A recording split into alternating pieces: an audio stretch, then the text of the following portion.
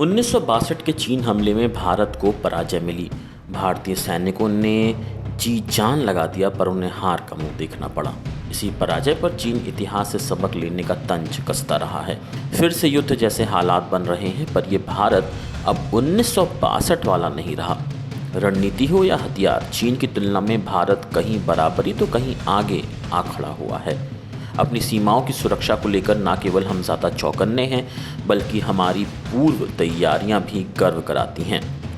देखें 1962 से अब तक भारत में आए अंतरों को।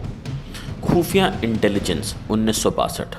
भारतीय सेना के लेफ्टिनेंट जनरल एसपीपी थोराट ने चीन की ओर से बढ़ रहे तनाव की रिपोर्ट दिल्ली भेजी। उनकी रिपोर्ट को भारत के शीर्ष नेतृत्व ने नज़रअंदाज कर दिया। इसी के परिणाम स्वरूप चीन से युद्ध में हार का मुंह देखना पड़ा। अब भारत आतंकवाद, पाकिस्तान और चीन की गतिविधियों को लेकर जीरो टॉलरेंस की नीति अपना रहा है। चीन पाकिस्तान की सीमा पर होने वाली हर हरकत पर आधुनिक सैटेलाइटों की नज़र है। पल पल की जानकारी रक्षा सचिव समेत शीर्ष नेतृत्व को दी जाती है और उस पर तुरंत एक्शन लिया जाता है। हमले की तैयारी 1967। कई दफ़ा चेतावनी के बावजूद शीर्ष नेतृत्व ने चीन के खिलाफ सैन्य तैयारी के आदेश नहीं दिए। चीनी सैनिकों को सामना करने के लिए कोई रणनीति नहीं बनाई गई। चीन ने उत्तराखंड और अरुणाचल प्रदेश की सीमा से हमला किया। भारतीय सैनिक जब तक संभले वे पूरी तरह घिर चुके थे। अब 2016 में ही अरुणाचल सीमा पर टैंक और सुपरसोनिक क्रूज मिसाइल ब्रह्मोस की तैनाती को मंजूरी दी गई। सीमा पर सैनिक और युद्धक सामानों का जमावड़ा बढ़ा दिया गया है। सीमा तक बुनियादी ढांचे तैयार हैं। किसी भी आपात स्थिति से निपटने वाले कई अत्याधुनिक अस्त्र शस्त्र तैनात कर दिए गए हैं।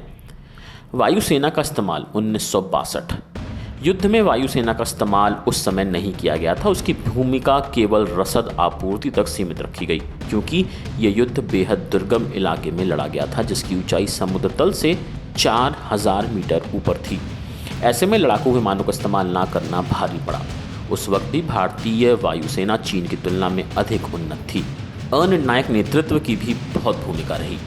अब सुखोई 30 MKI है, जो चीन के सुखोई 27 से ज़्यादा उन्नत है। ये एक साथ 20 लक्ष्यों को निशाना बना सकता है। चीन के 60% लड़ाकू विमान तीसरी पीढ़ी के हैं, जबकि भारत के चौथी पीढ़ी के। भारत के पास 380 ऐसे ड्रोन हैं जिनसे वो बम और 500 किलोग्राम से कम वजनी मिसाइल से हमला करवा सकता है। और जल्द ही राफेल हमारा मुख्य लड़ाकू विमान होगा।